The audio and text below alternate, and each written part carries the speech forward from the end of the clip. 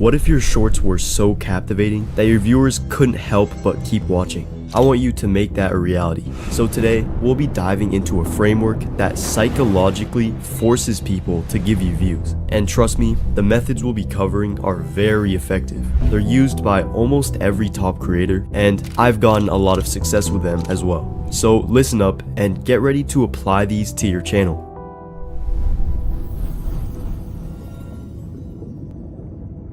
What's the difference between a short that gets millions of views and a short that gets 100 views? Many people will claim that the only thing separating the two is luck. One got lucky and the other didn't.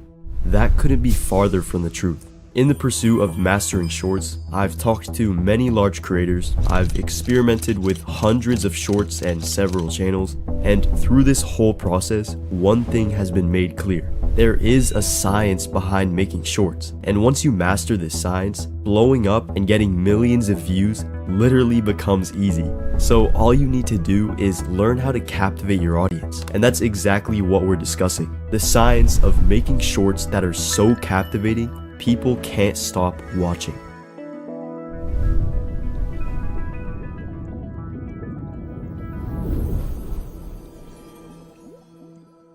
The process begins before we even start making the short. The ideation stage is where you find the content/idea for your video. And yes, this stage will play a massive role in keeping people engaged. To explain why, we can look at this guy's channel, FitFix. See if you can notice the engagement trick he uses in this short. This has to be the most terrifying way to do a bungee jump. Just watch how they slowly cut this rope with a knife to make sure you see it gradually rip apart right in front of you.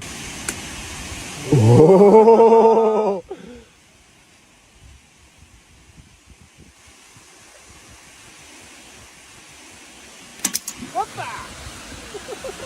Would you ever try this? Did you catch it?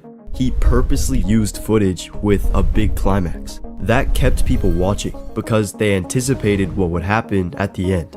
That's what we call a payoff, and it's gonna be your best tool for making people engaged. Now, of course, the payoff doesn't have to be super intense like this short was. As long as you can give the audience something to wait for, you'll see the benefits. But I've mentioned a payoff many times in previous videos, so I'm sure you already know what it is by now. However, it actually isn't the only way to keep people watching. Like, how can some shorts with no clear payoff still perform well? Let's look at FitFix's most popular short and break it down. This woman was filming at the gym when someone accidentally walked into frame. By the way, just so you know, I'm filming this way. I don't mind. I'm just saying, like, do you mind? Right. Well, if I'm going to ruin your video? Oh, no, you're not going to ruin it. It's okay. You can do your... Absolutely. I think this was the best way to handle the situation. What do you guys think? Now, that footage had no clear payoff within it, so why did it perform so well? To understand this, I'll first remind you that a payoff works because it causes anticipation. It makes people anticipate what will happen, which is good for making them stick around. But that isn't the only effective emotion you can use. Wholesome, intense, funny, these can also work very well. In this case, FitFix used a wholesome, positive approach, and it worked. To give people a reason to keep watching, it's effective to make them feel certain strong emotions. So that's the first thing to keep in mind when recording or finding footage. Moving on, we'll stay in a similar niche. Take a look at this short and try to notice what's wrong with it. This bug decided to help this man in golf, and you won't believe what ends up happening. But the man whose turn was to hit the ball was actually losing the game. Right, so the idea and content itself is pretty interesting. But let's replay the first 5 seconds again. This bug decided to help this man in golf, and you won't believe what ends up happening. Pause it there. All that we've seen so far has been green with a white circle in the middle. Although the idea itself may have been interesting, it wasn't conveyed clearly and effectively with the footage. You want your footage and idea to immediately be understood within seconds. Your viewers should recognize what's going on without you having to physically explain everything. So always ask yourself before getting footage, does this immediately convey what's going on, or would it be hard to tell? And that will play another key role in your ideation. Now, because of how important all this is, you always want to test your ideation before moving forward with the short. To do this, I'd recommend getting out a piece of paper and trying your best to pretend to be the viewer. Now, from the perspective of a viewer, try to write out at least 3 good reasons to watch your short, only off the idea and footage. If you can't, then the ideation probably isn't that appealing. Real quick, see if you can come up with 3 reasons off this Mr. Beast short.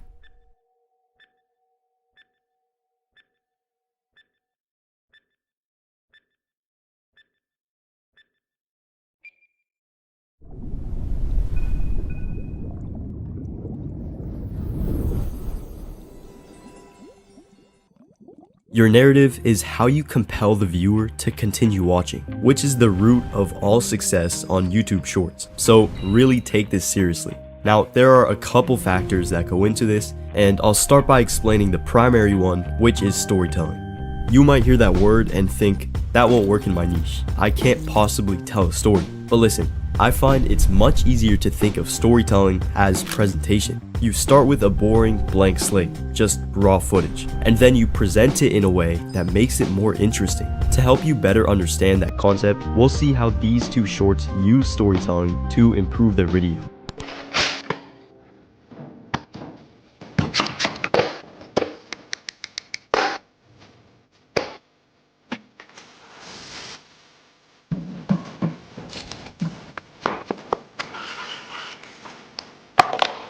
Right, so in this first one, the guy isn't even talking, yet he still embedded a story throughout the video through presentation. It wasn't him just sitting there cooking.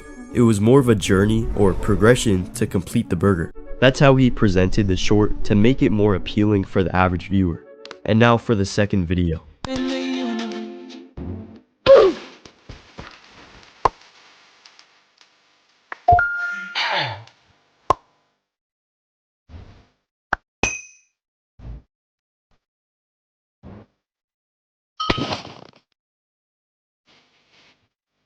In that example, we again see the creator make things entertaining through the storytelling. He turned the video from a shitty Minecraft Let's Play into an actual plot where the ages are slowly progressing. Now, of course, it's much easier to use storytelling if you make voiceover or real-life content, but storytelling truly can be used in any niche, simply through how you present your videos. So hopefully that clears some stuff up. Yet you probably noticed something else as well. These 2 shorts use the same exact soundtrack, and it's no coincidence. I chose these shorts on purpose to showcase the next part of your narrative, your music. There are 2 categories of music you can go for, depending on the type of short you're making: rising music and ambient music. Rising music is used when you have a payoff, while ambient music is used when you have emotion. And we talked about the difference in those back in the ideation section. Now, the 2 shorts we looked at both used rising music, since they had a payoff. This type of music helps enhance the payoff because it adds even more tension and anticipation. To use it, simply pick a song with a beat drop, line the beat drop up with the end, and it psychologically sticks people's attention. Ambient music, on the other hand, is a bit different. With this, we don't actually have a climax, so rising music couldn't work. So we instead just picked music that fits the emotion. And like I said earlier, there's all sorts of emotions to use. Intense, wholesome, funny, whatever it is. Pick a song that fits it well. This makes the emotion stronger and helps immerse the viewer even further.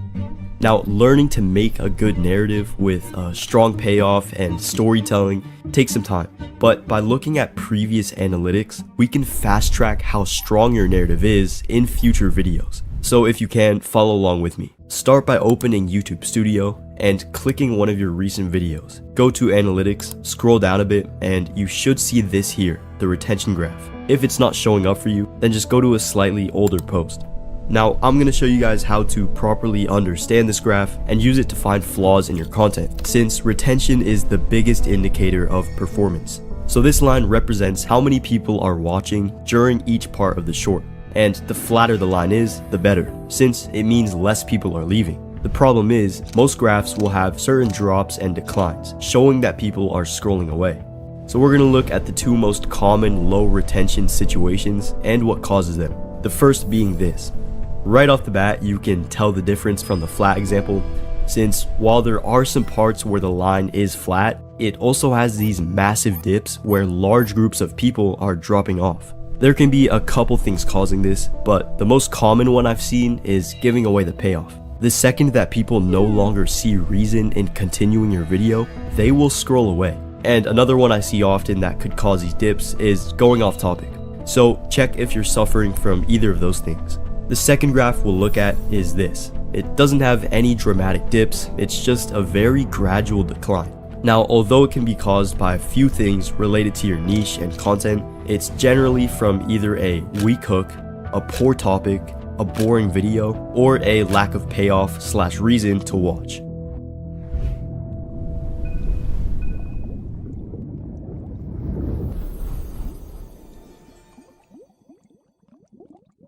This section is definitely the most overlooked of them all, but cultivating an audience of people is extremely powerful, and it's the reason why you see all these creators consistently getting millions of views. Going viral once is cool, but imagine thousands of people watching all of your shorts, giving you constant retention, views, and engagement. And the first step to actually building an audience has to do with your niche. Check out this creator. He gets millions of views on every short, and here's a quick look at some of his content. Let's make a $1, $10, and $50 grilled cheese. Today, I'm making meals for Minecraft to see if it's any good. First up, the infamous... Okay, so his channel is obviously based on cooking. Now, if we scroll up a bit, millions of views, and then we see this short. Right off the bat, you can tell it's different, and it clearly performed worse than usual. Let's see why. I'm on a mission to find the best 10 out of 10 sandwich. For our first stop, we're going to Jersey Mike's. I figured we should try How Kev Eats' infamous Jersey Mike's order. In this bag is a number 9 Mike's Way with no mayo and light cherry pepper relish with jalapenos. Let's see if that shit's any good. Now, I could imagine that short performing decently on a food review channel. However, all of his other content is him cooking food with a voiceover. Even though he stayed in the same niche of food, his presentation and idea was much different than usual, and his audience obviously didn't want that. You need to stick within a certain, not just niche, but style. You want your shorts to carry similar feelings and structure in a way that your audience can seamlessly watch through your content. Obviously, you don't have to make the same short every time, it's fine to branch out a bit, but at least keep the same general feel of your videos. Another huge thing that I've found when it comes to building an audience is to not be very polarizing. You want to make your shorts appeal to the majority of people.